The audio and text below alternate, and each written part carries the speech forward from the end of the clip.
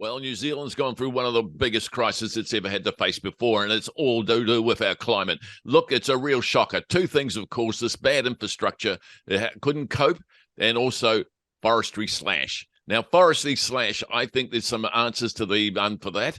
And Vaughan's right here with but mate, what's your views on this? Hey, kia ora, Max, and good to see you, bro. Look, I'll begin with making it crystal clear. Yes, slash is the new dirty word of the week.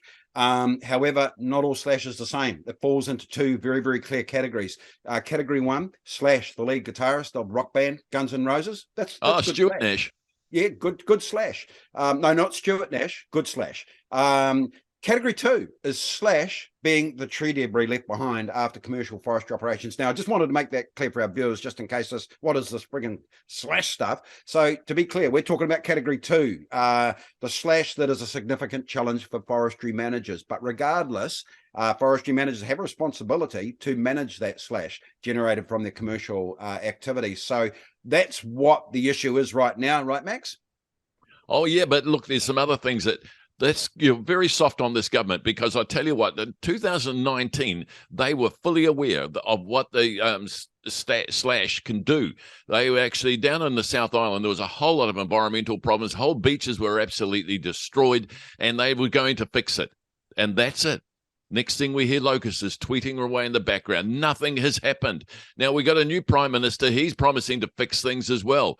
But what we do need is a regulatory, some sort of commitment for the whole forestry industry to take responsibility and to clean up. There's no doubt in my mind that needs to be done very, very quickly.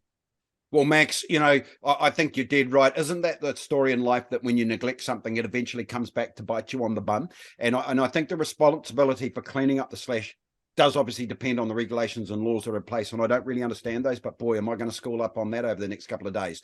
So, Max, I'll be very clear in my views on this. Post the massive tragedy that we did see last week, and it's going to be with us for some time now, the last thing we need is a witch hunt or a blame game for this mess. So that will never end well. So right now we need to look at this through a compassionate lens. However, let's not get off topic. There is a silver lining to be found in the cloud that was Cyclone Gabrielle last week, and that is Mother Nature has sent a very, very clear message to us. And one of those messages is a brutal reminder to forestry owners that they have a responsibility to carry out an environmentally sustainable business, right?